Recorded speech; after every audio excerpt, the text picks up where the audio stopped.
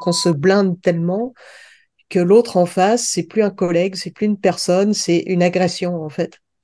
Mais quand tu es tout le temps concentré sur comment je vais passer à travers ça, c'est difficile de se concentrer sur quoi que ce soit d'autre. Quand tu dis à quoi bon faire tout ça, à quoi bon garder mon emploi si je suis Ouais. si malheureux, et tu commences à tout saboter ce qui est devant toi, ça peut être excessivement dangereux.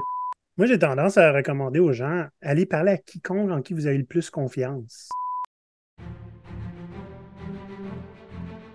S'il y a une affliction qu'on retrouve pas mal partout, mais dont on ne parle pas encore assez souvent, c'est bien celle du burn-out. Je peux vous garantir qu'autour de vous, dans votre environnement de travail, des gens en vivent les symptômes, mais ne savent pas le danger qui les guette. Ne serait-ce que pour sensibiliser le plus de gens possible sur le sujet, parlons du burn-out. Bonjour les pirates, j'espère que vous allez bien aujourd'hui. Non, vous n'avez pas halluciné. Aujourd'hui, on n'a pas de RH barbu. On a quelqu'un de différent. Ça fait changement, puis je suis content de t'avoir avec nous. Je vous présente Nathalie Faure. Oui, bonjour. Oui, ouais. Nathalie, j'aimerais te présenter comme une pirate officielle, hein. Ça fait un bon moment que tu es membre de GoPirate et tu m'as proposé aujourd'hui, en fait, c'est toi qui m'as approché pour parler du sujet du burn-out. Et j'aimerais ça, avant tout, qu'on parle un petit peu de d'où viens-tu, où vas-tu? Ben, en fait, je viens de bibliothèque scolaire au départ, mais ça fait plusieurs années que je suis plus en coaching, puis j'essaye justement d'accompagner les gens qui ont vécu des situations de crise et notamment le burn-out. Donc, c'est pour ça que là, je voulais aborder le sujet parce que j'ai vu que souvent les gens s'en rendaient compte bien trop tard. J'ai tendance à être d'accord avec toi parce qu'on a chacun hein, une raison personnelle de venir parler de burn-out aujourd'hui. Moi, bien que j'en parle régulièrement avec les pirates, c'est pas quelque chose que j'ai parlé beaucoup en public, mais depuis évidemment le départ de Maurice, c'est pas exactement une année facile pour Olivier, c'est-à-dire moi. Et Maurice, qui bien sûr, pour ceux qui ne savaient pas, co-animateur qui est décédé des suites d'un cancer au mois de mars. Et donc, Olivier, par la suite, a approché dangereusement près du précipice du burn-out. Fort heureusement, on m'a attrapé avant que je tombe dedans. Donc, ça me fait plaisir de raconter un petit peu mon vécu. Je ne sais pas la situation la pire de toutes celles dont on pourrait parler, mais je parle d'une situation que j'ai vécue. Donc, c'est quand même intéressant pour ça. C'est pas juste de la théorie. Oui, tout à fait. Puis je te rejoins là-dessus parce que une des raisons qui a fait que j'ai voulu parler du burn-out et accompagner dans le burn-out, c'est parce que j'en ai vécu un moi-même dans un de mes jobs et que ça fait plusieurs années maintenant qu'en coaching, c'est vraiment ça que je veux mettre en avant, quoi. Et avec mon expérience personnelle, ben, quand je parle aux gens, ça les allume parce que ah, je reconnais des choses. Absolument. Puis, j'ai fait une très courte recherche. Je n'ai pas eu besoin de creuser très loin, ma chère Nathalie, pour trouver une étude assez récente. Donc, le 17 janvier 2022, ça fait à peine plus d'un an, là, bon, un an et demi, une étude menée par le groupe Stratégie en milieu de travail sur la santé mentale indiquait que 35 des travailleurs canadiens montraient des signes d'épuisement professionnel. Donc, c'est une autre des raisons pourquoi c'est bien évident que je pense qu'il faut qu'on sensibilise davantage au burn-out. Donc, Ouais.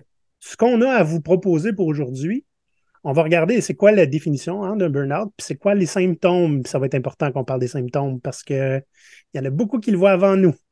On va regarder les causes, puis si possible, c'est pas évident, hein, est-ce qu'on peut prévenir et gérer un burn-out? Est-ce que c'est un plan qui te convient? Ça me convient tout à fait, Olivier. À la bonne heure. Donc, tu connais un petit peu la routine, hein? Avant de tomber dans le vif du sujet, on va faire une sale publicité.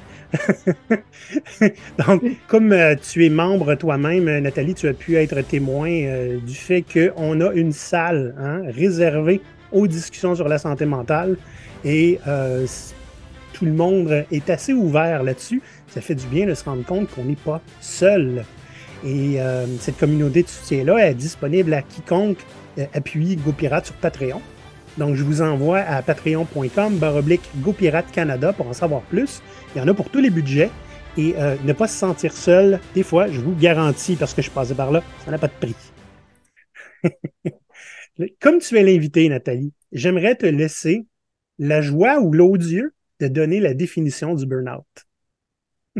Alors, le burn-out, c'est un état de fatigue mentale, émotionnelle et physique sévère, causé par un stress professionnel chronique, prolongé et intense, et se caractérise par trois dimensions interreliées: l'épuisement émotionnel, la dépersonnalisation et la diminution de l'accomplissement personnel. Donc, il y Il y a du en a du lourd stock. là-dedans, là. Il y en a du stock là-dedans. J'aimerais ça qu'on décortique un petit peu. Oui. Fatigue mentale et émotionnelle et physique. Donc, pas que physique. Hein, n'est-ce pas? Parce qu'il y en a qui disent automatiquement, dès que tu parles de burn-out, c'est vrai, tu travailles trop, tu dois être fatigué. C'est pas juste physique, c'est aussi ici.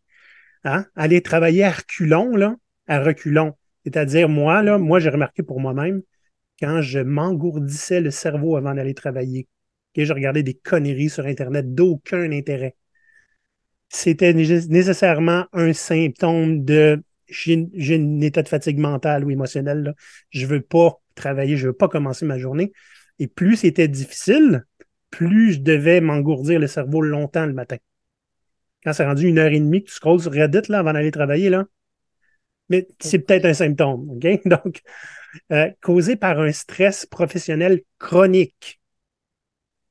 Chronique. Ça veut dire Mhm. que ça ne s'en va pas. Il est prolongé et intense.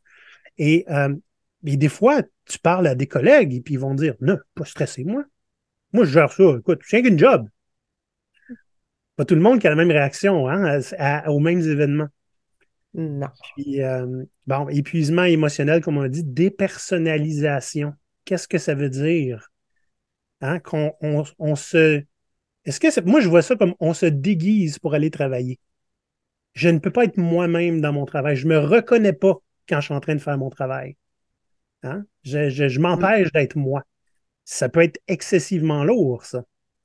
Bah, c'est très, très lourd. C'est des barrières de protection. Puis, c'est dépersonnaliser les autres en face aussi. Oui. Et là, on va aller un peu plus en détail après, là, mais c'est vraiment ça aussi. C'est-à-dire qu'on se blinde tellement que l'autre en face, c'est plus un collègue, c'est plus une personne, c'est une agression, en fait. Oh, ouais, on commence à éviter tout le monde, hein? Ouais. Ouais, ouais, je comprends. Et la diminution ou carrément l'interruption d'accomplissement personnel. Moi, je vous dirais que mon propre burn-out à moi était plutôt lié à un. J'arrivais pas à trouver le sens dans mon travail après le départ de Maurice. C'était pas une question de charge de travail, mais qu'est-ce que je suis en train de faire et est-ce que ça convient à mes attentes professionnelles?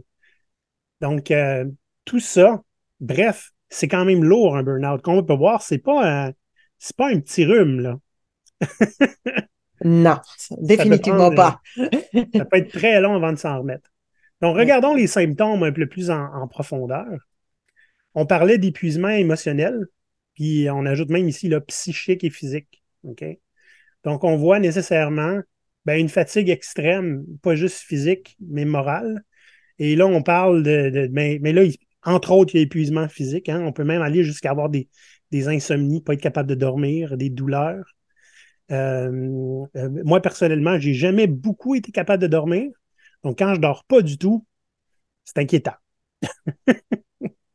Oui, puis ça impacte rapidement la santé physique quand on n'est pas capable de dormir. Il y a une espèce Oui, de cercle vicieux, c'est-à-dire moins on dort, plus on turbine, moins on dort. Et exact. ça amène aussi, c'est très lié à l'épuisement mental, c'est-à-dire que l'épuisement mental, quand on est embarqué dans de l'insomnie chronique, on a effectivement le hamster qui s'arrête plus, puis là, on peut essayer plein d'affaires, mais ça reste que ça devient surtout comme du patchage si on prend pas les choses dès le départ, puis ça peut devenir Hmm. chronique rapidement. Et ça devient difficile aussi de se concentrer. Moi, ce que j'avais remarqué quand j'ai passé la phase de burn-out, c'était des gros problèmes de concentration. Les gens me parlaient, puis ça durait à peu près 10 secondes et je me rappelais déjà plus des Ouais. choses.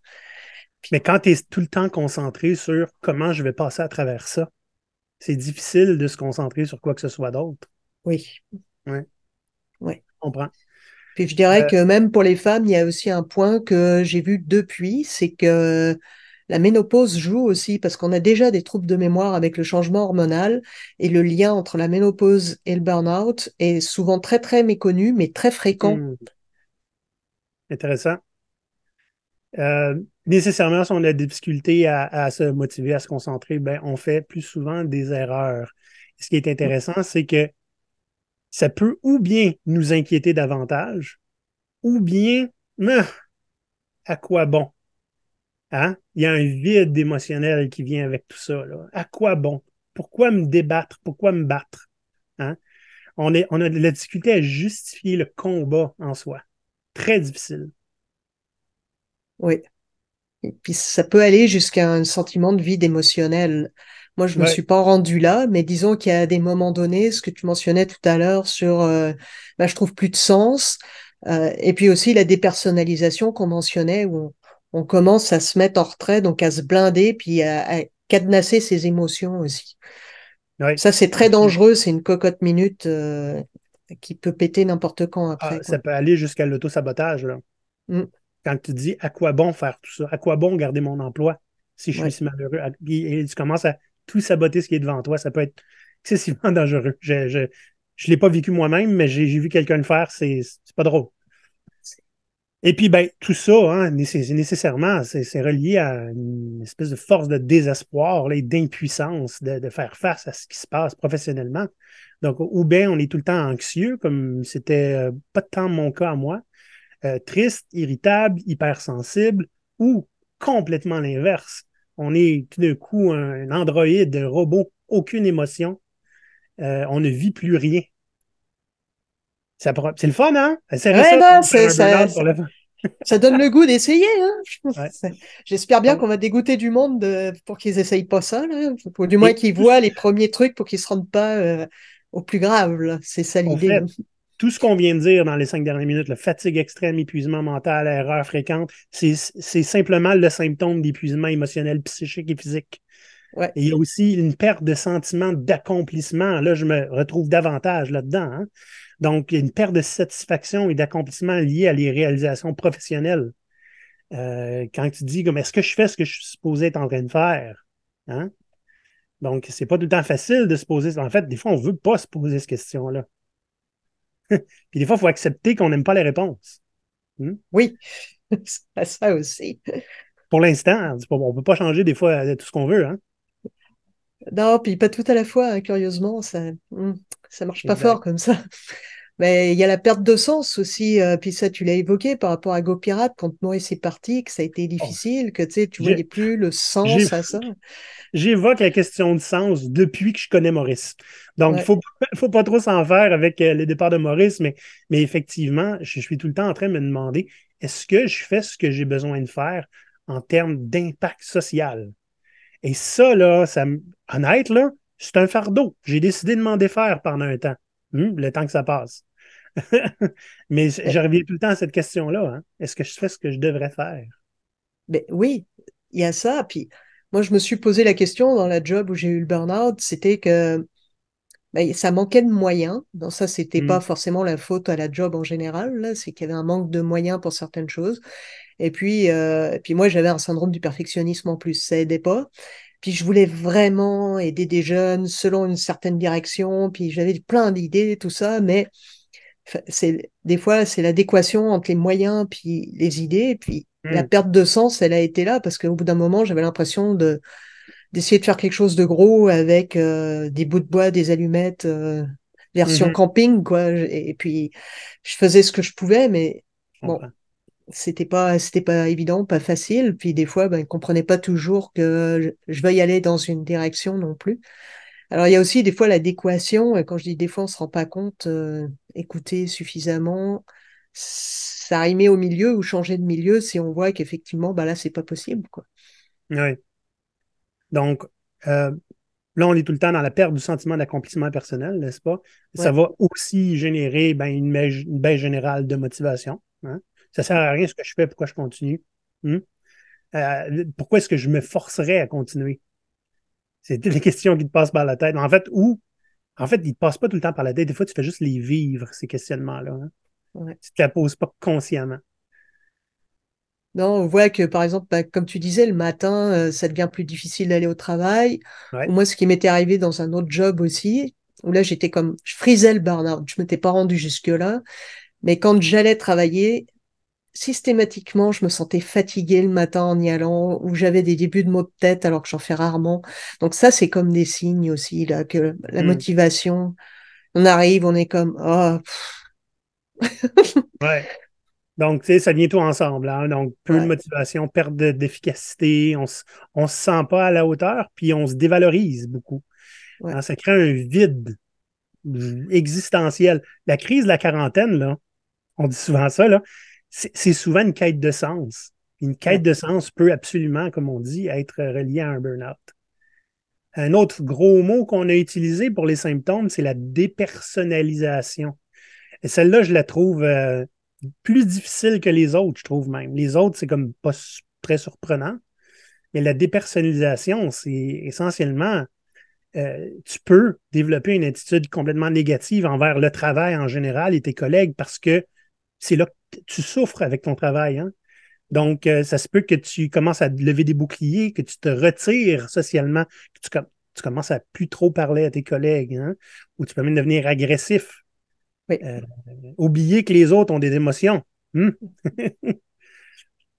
Oui, oui, être irritable, rentrer dans les gens, alors que, mais je dirais l'indice là-dessus, c'est de voir, c'est pas un comportement habituel. C'est si d'habitude j'ai Ouais. de la patience avec les gens, si d'habitude ça roule, si d'habitude, ouais, bon, grognon, etc., mais ça dure pas. Tandis que là, c'est journée après journée de sentir qu'on est en train de se blinder, que le soir, on sent qu'on est encore complètement, puis que ça peut jaillir sur la famille aussi, là. On Mhm. rentre le soir, on n'est pas parlable. Ouais, je comprends. Là, je vais sortir un mot qui est important puis qui est présent chez beaucoup de pirates. Hmm? Le cynisme. OK, bon, tu vas dire, je suis pas mal un cynique au départ. OK, bien sûr. Mais à un certain moment donné, la dépersonnalisation qui va te faire vivre un burn-out, tu vas le vivre à outrance, le cynisme. Hmm? Hmm. Tu crois plus en rien, là. Hein? Ben oui, on sait bien. Et là, c'est pas comme je l'ai vécu. Ben, je l'ai vécu dans d'autres épreuves plus tôt dans ma carrière, là. Mais tu sais, à partir du moment où tu crois même plus au travail en général que tu fais. Je fais ça pour absolument rien. Il n'y a personne qui profite de mon travail. Tu sais, tu deviens nécessairement cynique, là. Tu crois que toutes les bonnes nouvelles qu'on t'apporte, tu les détruis, la mesure qui rentre, là. Hmm. Hey, c'est vraiment difficile. En fait, ce que tu fais vivre aux autres, c'est pas vraiment le fun. Ouais. Certes, non. Vraiment pas, là. Puis, c'est comme, tu sais, tu mentionner le cynisme, mais aussi par rapport aux responsabilités professionnelles, c'est comme, on commence à critiquer, à juger les autres, à trouver Mhm. que l'autre il a plus ou l'autre il a moins ou whatever. Ben, c'est de façon systématique, là, le dénigrement, de se penser qu'on n'est pas considéré. Bon, ça peut être vrai aussi, mais je veux dire, Ouais. c'est de voir vraiment ce qui se passe. Et outre ça, ben, dans le travail, très souvent, on a à avoir des interactions et quelqu'un qui vit un burn-out peut commencer à être plus absent, que ce soit au travail comme à la famille, hein, comme en Mm, famille. mm. Donc, une forme d'isolement là, peut se développer. Euh, en fait, je pense que c'est toi qui as noté ça. Un gros indicateur, c'est quand tu Ouais, as des réactions viscérales. Hein. Donc, tu as ouais. une levée de bouclier là, assez intense sur des Mm. sujets sensibles qui, des fois, sont à la source de ton burn-out, hein, ou de tes insatisfactions. Donc, Oui. les gens vont avoir des réactions viscérales, là. Ah oui, oui, ils vont comme vraiment péter une coche ou aller se replier complètement. Ça dépend des gens et de la majeure de réactions qu'ils peuvent avoir, là. Mais c'est le fameux fight or flight response, là, quand Ouais. soit on se bat, soit on s'enfuit. Mais quand on est dans ces situations où on se sent coincé, on finit par s'écraser, en fait. Donc Ben oui. les réactions viscérales, ça peut être de ces trois ordres-là. Puis ça aussi, quand on voit que c'est des réactions, ça passe par le système nerveux autonome et t'as pas le temps d'y penser, ça se fait de même. Et quand tu Ouais. vois que tu es vraiment là-dedans, de façon systématique, ça aussi, c'est un signe qu'il y a des problèmes. D'être vraiment sur la défensive ou dans l'écrasement de façon très, très régulière dès qu'il y a un problème. Puis c'est ça aussi qui alimente le problème majeur quand tu disais il a fallu que les gens me répètent plusieurs fois d'aller consulter parce que j'étais potentiellement en burn-out. On l'entend pas. On dit non, je suis fort, je vais toffer ou d'autres choses là, parce que Ouais, ben ouais, on est dans le déni un peu, on tasse la main. Ouais, ouais, ouais, moi, voilà, ça va aller, merci. ça va aller, ça va bien. Puis tu sais, d'autant plus les gars. Puis je trouve que c'est bien que chez les pirates, il y a beaucoup de gars et qui acceptent aussi de parler de santé mentale, puis Ouais, de valoriser le fait d'en parler, parce que tu sais, c'est pas qu'un cliché. On sait que les gars ils consultent moins. ouais, Donc c'est un vrai absolument. danger Ouais, je suis là-dessus. d'accord. Là, imaginez-vous, là, les auditeurs, les pirates, là, on a seulement parlé de symptômes. Mm. Symptômes, donc, c'est comment on le reconnaît, hein, l'épuisement émotionnel. Fait que c'est pas parce qu'on est épuisé qu'on fait un burn-out. L'épuisement, c'est quelque chose qui est créé par le burn-out. Comme la perte du sentiment d'accomplissement, c'est pas parce qu'on se sent moins accompli qu'on a un burn-out. C'est un des résultats, pareil comme la dépersonnalisation. Donc, là, c'était des symptômes, des conséquences. Voyons les causes du burn-out. Là, je propose de te laisser aller avec le premier, puis qu'on fasse du saut de mouton. Ouais, ok, ça marche. D'abord, c'est la surcharge de travail et la pression excessive. En fait, quand il y a beaucoup trop de travail, ça arrive souvent quand on voit, par exemple, qu'il y a des départs, puis qu'il y a quelqu'un qui se retrouve avec une portion, voire tout le travail d'une autre personne, Mhm. qu'il y a des délais serrés aussi, tout ce qu'on appelle typiquement le travail sous pression, là, et des attentes irréalistes par rapport justement au ratio de travail versus le personnel, la capacité du personnel. Et tout ça, ça développe du stress chronique et de l'épuisement qu'on mentionnait dans les conséquences. Absolument. Puis ça, c'est la cause numéro un de burn-out, le stress dû à la charge de travail. Ouais, Comme je disais, c'est souvent la cause par défaut, n'est-ce pas? oui. Mais Puis c'est pas la. Oui. je te dirais aussi que il y a deux choses, parce que moi, pour l'avoir vécu aussi, il y a aussi l'auto-pression qu'on peut se mettre. Si on a des Hmm. tendances perfectionnistes, puis ça arrive souvent quand on a des grands idéaux, n'est-ce pas? Donc, quand on a des tendances perfectionnistes, ben, il y a la pression du travail, mais il y a aussi la pression qu'on peut s'ajouter soi-même. Absolument. Et Ouais. ça, des fois, on ne le voit pas non plus. Il faut bien écouter les gens qui nous disent, là, t'en fais trop, là, calme-toi. Là. Oui, et j'en profite pour passer un message que je n'avais pas prévu passer dans le show. Donc, effectivement, il faut nous-mêmes se dire calme-toi, tu vas faire un burn-out. Mais sachez, et je tiens ça d'une source primaire, là, Maurice a déjà travaillé dans une entreprise qui avait un budget de burn-out. C'est-à-dire, OK, dans ce trimestre, on s'attend à 3-4 burn-out, on va le planifier au budget. OK? Donc, les compagnies aussi pourraient faire calmons-nous. OK? Quand tu Oui, planifies des burn-out, tu fais partie du problème. ça c'est clair. Donc, une autre cause du burn-out, c'est un manque de contrôle et d'autonomie. Quand on sent qu'on n'a pas le moindre contrôle sur notre contexte de travail. Hein? Donc, pas de contrôle sur les tâches, la prise de décision ne vient pas de nous. Ça peut conduire à un sentiment non seulement d'impuissance ou d'incapacité, mais je suis supposé avoir été engagé pour ce à quoi je suis bon. Pourquoi est-ce qu'on ne me fait pas confiance pour ça? Pourquoi est-ce que je ne peux pas prendre la moindre décision? Pourquoi est-ce que mon expertise n'est pas reconnue? Donc, pas capable d'apporter ou d'influencer ton environnement professionnel. Il y en a qui vont aller jusqu'au burn-out. Il y en a qui vont juste s'en aller après quelques mois. Tant mieux pour eux.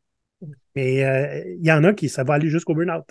Donc, c'est quand même quelque chose à considérer si on est en position là, comme dirigeant, etc. Ne pas négliger ce que ça peut faire, le manque de contrôle sur le travail au niveau de vos employés. Oui, c'est tout à fait majeur Oui. dans les causes.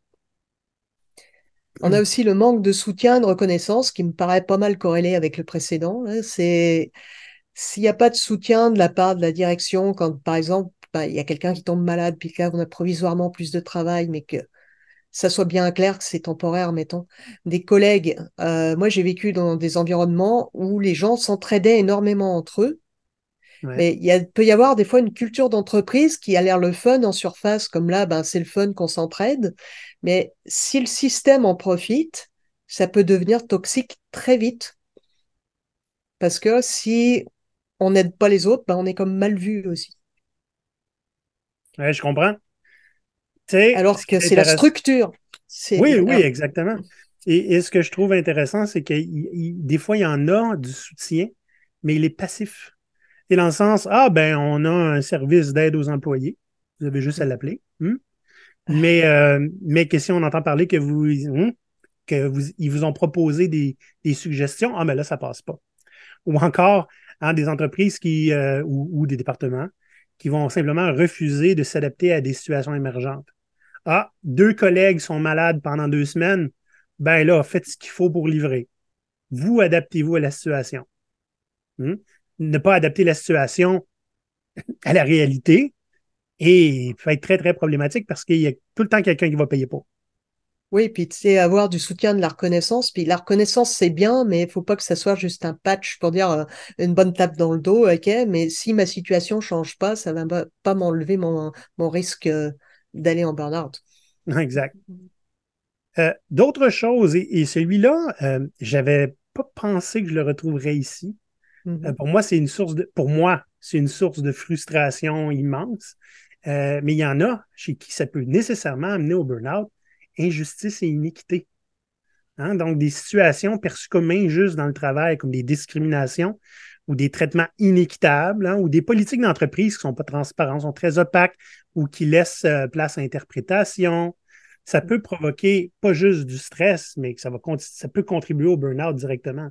Dans le sens où si tu es en conflit avec un collègue et que systématiquement, on te dit de prendre ton trou, faut pas être surpris si, un, tu es désengagé, et deux, si ça va pas bien à un certain moment donné. Donc, c'est important de peser tout ça quand on prend des décisions, hein. Justice et équité. Oui, et puis l'équité à plein de niveaux, parce que moi j'ai fréquenté assez de personnes neurodivergentes aussi, ou qui sont LGBT, queer, puis qui se retrouvent aussi avec des situations où ils vivent sans aller jusqu'au harcèlement, mais il y a des petites remarques, des choses comme ça. Donc ça fait que des Hmm. fois, ils disaient, ouais, mais pourquoi tu aurais plus de droits que moi à telle affaire, ou des Les remarques parce micros, qu'il y hein. a des contraintes à l'embauche. Maintenant, il faut une catégorie, un certain pourcentage de personnel, puis il y en a si, mettons, tu es la seule personne noire dans un environnement 100% blanc, là, oui, ça va être bon pour l'équité de l'entreprise, mais est-ce que c'est inscrit dans l'ADN de l'entreprise? Puis comment ça va se passer sur place? Est-ce que c'est géré par après, là? Ouais. Les micro-agressions, hein, ça fait partie de ça un peu, là. Oui. Hmm. Veux-tu faire le prochain? Ouais, pour le manque de sens et d'accomplissement, mais c'est travailler effectivement dans un environnement où les tâches semblent dépourvues de sens et ne sont pas alignées avec les valeurs et les objectifs personnels. C'est-à-dire qu'il y a une entreprise, parfois, là, je vois les valeurs de l'entreprise, ça Ouais. me tente, je vais travailler là pour ces valeurs-là, puis je me rends compte qu'une fois à l'intérieur, ben, c'est un joli décorum, mais que c'est pas toujours ben appliqué à l'intérieur. Puis moi, ça fitait avec mes valeurs à moi, donc du coup, je me retrouve un petit peu à faire le grand écart parce que si je veux quand même essayer de faire quelque chose, ou alors ça va être encore de décider de partir pour pas se brûler parce que le grand écart est trop grand, quoi. Mhm. Ouais, absolument. Euh, Dernière des causes qu'on peut voir, là, c'est quand il y a une incongruité dans les valeurs et le travail. C'est-à-dire que nos valeurs personnelles ne correspondent pas à celles ou de l'organisation ou du travail qu'on fait. Hein. Donc, tu sais, par exemple, j'ai déjà été un petit paradoxe ambulant. Je suis quelqu'un qui déteste la publicité, mais viscéralement, et j'ai pourtant travaillé dans une agence de pub. OK? Je vous dirais que je trouvais ma motivation ailleurs, puis c'était bien correct. Mais il y en a pour qui ils ne seraient juste pas capables, hein, d'avoir une valeur au quotidien, puis de l'entretenir tout en faisant le contraire au travail. Ça tue tout dans, dans ta tête et ton cœur. Donc, ne pas être capable de gérer ça peut nécessairement amener vers un endroit assez dark, spécialement si il y a une évolution du contexte de travail vers une direction qu'on ne contrôle pas et qu'on ne veut pas. Et c'est pas tout le temps, hey, j'ai pris une job qui ne convient pas. Des fois, si l'entreprise va à un endroit puis je suis vraiment pas d'accord, ça peut amener assez profondément à quelque part qui ne nous plaît pas.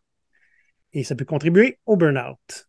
Ouais, et puis, tu sais, ça me fait penser aussi à des situations où il y a des fusions d'entreprises. Donc, tu es bien dans ton Oui. entreprise, ça va bien, puis là, c'est racheté ou elle rachète une autre boîte, et puis la culture d'entreprise change, puis là, du coup, c'est comme, OK, qu'est-ce que je fais maintenant? Est-ce que je reste là? Est-ce que je vais voir ailleurs? Bien sûr, absolument. Là, par exemple, Nathalie, on a parlé de symptômes pour les reconnaître, des causes pour essayer de les éviter. Maintenant, comment est-ce qu'on peut prévenir et gérer un burn-out?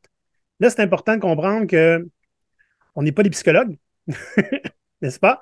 On est des gens qui ont passé proche du burn-out et qui ont connu des gens en burn-out autour d'eux.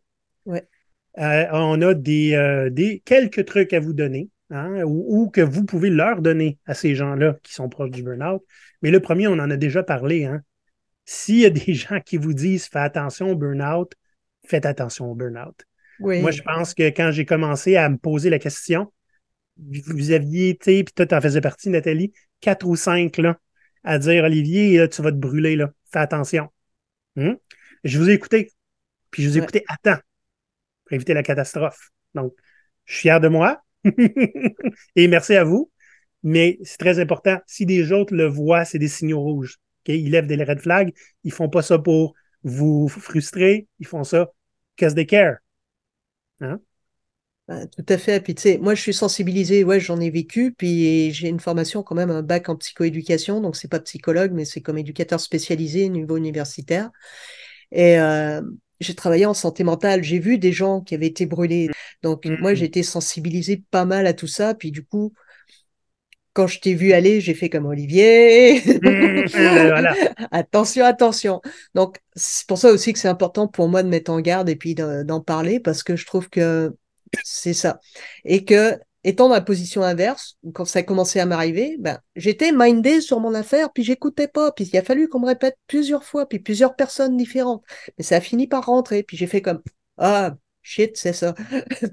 Ouais, ouais, Et ouais. en fait, parce que souvent, on est pris dans une espèce de spirale, ça se rajoute, ça se rajoute. Alors, comment est-ce qu'on prévient ça? C'est de voir, bon, la fatigue est un indice déjà pas mal. Quand on arrive à voir qu'on est plus fatigué que d'habitude, c'est on va établir des limites en prévention. On va d'abord bien gérer son temps, c'est-à-dire apprendre à dire non. Ça se dit souvent dans des choses de développement personnel pour les femmes particulièrement qui aiment ça, rendre service, puis mais quand on est surchargé, puis si en plus la surcharge, ben, elle est peut-être pas au travail, elle peut être à la maison, ça aussi. Il Mhm, faut regarder les sphères de vie, parce que, tu sais, toi, ce qui a été difficile, c'était le décès de Maurice qui s'est mis dans un contexte, donc ça impacte tout le reste, ça. Donc, ouais, apprendre à dire non, respecter ses limites, voir s'il y a du changement dans sa vie aussi qui va faire que, hop, là, ma gestion du temps, ma gestion de mon loisir, de mes zones où je me ressource, c'est en train ouais, d'être bousculé. Donc, gérer efficacement son temps en établissant des priorités, c'est facile à dire, mais en même temps, on peut se faire aider aussi là-dedans et ouais, planifier des pauses régulières pour se reposer parce que c'est pas vrai qu'en travaillant, mettons, 8 heures par jour, on est efficace. On est efficace quand on fait des pauses. ouais, ouais. Puis, tu sais, on a tendance à vouloir dire oui parce qu'on veut, des fois, on veut plaire aux gens, ou, etc. Hein? Puis, il y en a parmi les auditeurs. Moi, j'ai un passé de people pleaser. Hein? Ah tiens, Donc, mais à un certain moment donné, être capable de dire non. Moi c'est la première chose que j'ai fait. Hein. Là, je suis allé chercher de l'aide, puis OK, je vais mettre mes limites là. Donc, je me suis dit que toute initiative qui peut prendre trop d'énergie, je réponds non. Et puis, la plupart des gens m'ont remercié. Moi, je pensais qu'ils seraient fâchés. Là. Non, non, m'ont remercié de ma transparence. Puis, bien sûr qu'ils comprennent. Puis, on se reprend. Là. Tu comprends? Fait que, déjà, si c'est ce qu'on craint, hein, que les gens ne comprennent pas puis fassent ou qu'ils insistent, honnêtement, ça ne m'est pas arrivé. Donc, en fait, on est le plus grand obstacle à mettre nos propres limites, c'est nous-mêmes. Donc, il faut l'apprivoiser. Il faut être capable de dire non, désolé, je ne le ferai pas. Ça me demande trop d'énergie. Je n'ai pas ce qu'il faut. Ils vont comprendre. S'ils ne comprennent pas, ben, c'est eux autres les pires, c'est pas vous autres. oui, oui, tout à fait. Ouais. Puis les gens qui comprennent pas, à la limite, posez-vous la question, est-ce qu'ils méritent encore d'être dans votre réseau, hein? Ben voilà. Non, mais tu sais, des fois, c'est des gens qui sont pas très proches de nous. Hein? Donc, on a des fois des attentes envers des gens qui sont un peu plus éloignés.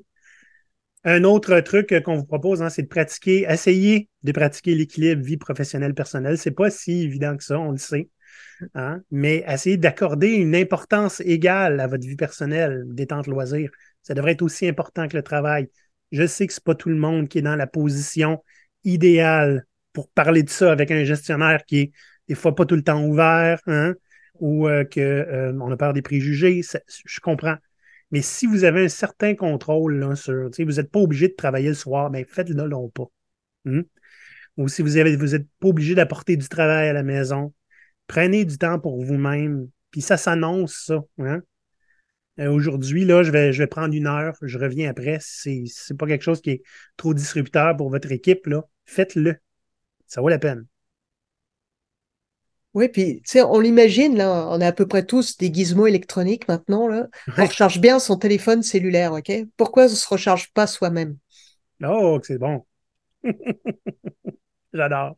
On peut aller aussi chercher du soutien, ça c'est ben important, là, quand on sent qu'on commence à glisser un peu, puis qu'on a un bon réseau social, c'est et puis si on l'a pas, même un gros réseau social, ce qui est important, c'est la qualité du réseau, en fait. D'aller Mhm. chercher du soutien. Puis bon, on a parlé des programmes d'aide aux employés, ben ça a son utilité aussi. Si vous en avez, utilisez-les aussi. Ouais, On peut aller, bon, jaser avec les collègues, des fois c'est un peu plus délicat, ça dépend du niveau de proximité. Puis si on vit tout seul, si on a une famille, bon. Mais communiquer avec des gens dont on se sent assez proche pour dire, bon, ben, avec cette personne-là, là, je pense que je peux m'essayer. Puis si c'est trop proche, que c'est difficile, ben, parfois de voir un parfait étranger, comme justement quelqu'un qui est au service d'aide aux employés, ben, ça peut être quand même une aide aussi. Des ouais, fois, c'est même peut-être moins confrontant pour commencer. Parce qu'il dit, absolument. ouais, là, j'ai craint d'être jugé, mettons, par mes proches, ou je veux pas paraître faible, ou je veux pas avoir l'air de demander de l'aide, ou bah, des Ouais, fois, parler à un parfait inconnu, c'est plus facile. Et on peut ouais, aussi parler des défis professionnels. Si on se s'entend bien avec des collègues, un superviseur, ça peut aussi être soutenant. Moi, je sais qu'il y a des fois des cas où j'ai parlé avec certains collègues de certaines difficultés, sans surtout accuser personne, d'être vraiment en mode factuel de ben, j'ai mhm. telle difficulté avec telle personne, et puis je sais pas, est-ce que toi, quand tu as interagi avec, qu'est-ce que on peut aller chercher de l'aide d'une façon relativement informelle, mais je comprends que ça peut être un peu plus touchy, là. Moi, j'ai tendance à recommander aux gens, allez parler à quiconque en qui vous avez le plus confiance. C'est rare que les gens vont dire, je refuse de t'aider. Oui. Assez rare. Mm. Euh, mais il y a bien sûr, hein, des fois, il y en a pour qui c'est naturel, d'autres pour qui c'est un apprentissage, mais pratiquer des activités relaxantes et de bien-être. Mhm. Si vous êtes capable de faire de la relaxation, de la méditation, du yoga, respiration profonde, toutes des choses que je ne maîtrise absolument pas, sauf la pratique du hobby. Ça, je suis très bon. J'ai trouvé, en ce moment, je joue à Starfield. Il y en a qui vont voir le t-shirt. Je suis un pirate même dans l'espace. Ce jeu-là me zen beaucoup. Hein. Quand j'ai envie de m'échapper un petit peu, de ne pas penser à ces affaires-là, je vais passer 1 heure sur ce jeu-là. C'est un petit peu mon échappatoire. Donc, si vous êtes capable d'en trouver hein, qui vous relaxe, du sport, faites du vélo si vous pouvez encore, hein, on est au mois d'octobre. Donc, des activités qui peuvent réduire le stress, hein, puis nous permettre de nous sentir bien. On est content quand on l'a fait. Oui, oui, puis le sport, c'est souvent quelque chose justement en prévention parce que ça donne plus de Mhm. résistance physique, C'est vrai. puis ça donne plus de résistance mentale aussi. C'est prouvé que prendre des marches, ça aide à régénérer les neurones. Donc, il y a des gens, ça va être la natation, Mhm. c'est n'importe quoi pourvu que ça fit avec ce que vous avez l'habitude de faire. Allez pas chercher, ouais, demain matin, je vais commencer à faire un sport que je maîtrise pas parce que il y a le Ouais. risque que ça se maintienne pas, mais plutôt prendre quelque chose qui détend, puis se centrer un petit peu sur les ressentis physiques. Je dirais, si après ça, on se sent comme plus calme, plus détendu, Mhm. bah, c'est le bon signe, quoi. Il y a pas, là, il y a autant de possibilités que de personnes. Moi, je dirais sur le ressenti après. Très bien. Effectivement, quand tu es tout le temps content de l'avoir fait, généralement, c'est parce que c'est une bonne activité. Quand tu C'est le ça? regrettes. Ouais, moi des fois c'est la cuisine. J'aime bien ça, inventer des recettes et puis juste le temps d'être dans les saveurs, dans les senteurs, de faire mes petites recettes comme ça, ben ça me ressource aussi. Puis après je mange ça, c'est le fun à manger en plus. C'est bon. C'est bon. Tout le monde aime ça manger, je pense. Je crois aussi. Dernier truc, je te le laisse pour Oui, comment on peut se prévenir hein, ou éviter le burn-out ou le gérer. ben, toujours en prévention, à développer des stratégies de coping efficaces. Donc, le coping, pour ceux qui ne savent pas ce que c'est des capacités d'adaptation. Donc, on travaille ces capacités d'adaptation en amont, en fait. On va comme apprendre des techniques de gestion du stress, notamment par la respiration. Bon, tu as parlé du yoga, il peut y avoir le tai chi aussi, des Mhm. respirations carrées, des choses comme ça. On peut aussi utiliser, ben, moi j'ai pas mal regardé la théorie polyvagale aussi. Des fois, vous faites juste ça, là, comme ça. Juste ce geste-là. Ouais. Et donc, Et ça on détend votre pèse, système. Ouais, on pèse, pour ceux qui sont en audio, on pèse de chaque côté du nez. on pèse de chaque côté du nez, puis on tire un petit peu sur le côté, puis on remonte, puis on redescend, on tire sur les côtés. Et en Mhm. fait, on pourrait le tester, vous verrez, en général, on sent un petit peu de détente qui arrive, puis des fois, ça sert juste à casser un début de stress. Ouais. On peut aller aussi dans la résolution de problèmes, la gestion des pensées négatives, donc simplement à les écrire, par exemple, parce que ça ralentit d'écrire, on pense moins vite quand on écrit. Hmm. Rechercher un équilibre émotionnel aussi, donc de voir qu'est-ce qui me ressource dans les activités. Puis, bon, moi, je suis poche pour tenir un journal tous les jours, j'y arrive pas, donc je ne conseille pas Si. aux gens, à moins que vous soyez vraiment carré. Puis, il faut pas que ça soit un stress de plus, là. Ouais. Mais des fois, à un moment donné, vous arrêtez, puis vous dire juste 2 minutes, OK, qu'est-ce qui m'a fait du bien aujourd'hui? Puis, je vais vous montrer un truc. J'ai fait ça avec un bocal. Hmm. Alors, dans le bocal, j'ai mis des petits papiers. Puis, les petits papiers, en fait, c'est des papiers où à chaque fois que je pense comme ça, même si je suis au travail, tac, je note sur un papier, ah ça m'a fait du bien, je veux pas l'oublier, je le note sur un petit papier. Puis, à la fin de la Excellent. journée, je mets mes petits papiers dans le bocal. Puis, quand je suis en manque d'inspiration, je vais attraper un petit papier, puis ça va m'aider à me rappeler, ah ça me fait du bien. J'aime ça. Hey, on est passé à travers la définition, les symptômes, les causes du burn-out, puis essayer comment gérer ça en moins d'une heure, pas mal. Ouais. Une petite morale de l'épisode, hein? Le burn-out, là, ça arrive, puis ça frappe comme une tonne de briques. Quand on s'en rend compte, il est souvent trop tard. Ne jamais négliger les symptômes que vous voyez poindre et ne jamais négliger les avertissements de vos collègues, vos amis autour de vous. Ils voient, eux autres, que c'est pas normal ce qui se passe. Hein? Demandez de l'aide dès que vous pouvez. Nathalie, comment est-ce qu'on peut te rejoindre si on a des questions pour toi? Pour me rejoindre, ben, j'ai un site web qui est sur Art de Vivre, ARTS, de vivre tout attaché.ca. Il est encore un petit peu en construction, là, mais c'est facile de me rejoindre par là ou avec le courriel artdevivre@skiff.com. Ah, mais c'est très gentil. Est-ce que tu es actif sur LinkedIn également? Oui, sur LinkedIn, Nathalie Faure. Bon, bien, ben, je suis très gentil d'avoir accepté ben, l'invitation et d'avoir proposé qu'on enregistre parce que tu as proposé, puis on a discuté des sujets et tu as embarqué à 100 000 à l'heure. Donc, je suis très content de t'avoir eu sur le show. Je vous invite à connecter avec Nathalie Faure si jamais vous voulez avoir des discussions avec elle. Sinon, vous avez aimé le sujet. J'espère que ça va vous aider. J'espère que ça va aider quelqu'un autour de vous. N'hésitez pas à liker l'épisode, vous abonner à la chaîne YouTube. Ça fait toujours plaisir d'avoir des nouveaux abonnements. Et venez nous faire coucou. On est très, très parlable. Nathalie, merci beaucoup de ton passage. C'est très apprécié. Ben, merci Olivier pour l'opportunité, là, puis moi, ça m'a fait plaisir. J'ai eu mon besoin de sens qui a été comblé par Oh. justement la possibilité de parler de ça, puis de sensibiliser du monde pour qu'il y ait moins de burn-out à l'avenir. Et j'espère que les cieux t'entendent. Sur ça, les pirates, on se voit la prochaine fois. Et puis, ben, si vous tirez comment on dit ça, si vous tirez le diable par la queue, là, ne posez pas trop de questions, puis commencez à regarder, voir si vous n'êtes pas en train de vous brûler. Bye bye, les pirates. Au revoir. Allez! À l'abordage! À l'abordage!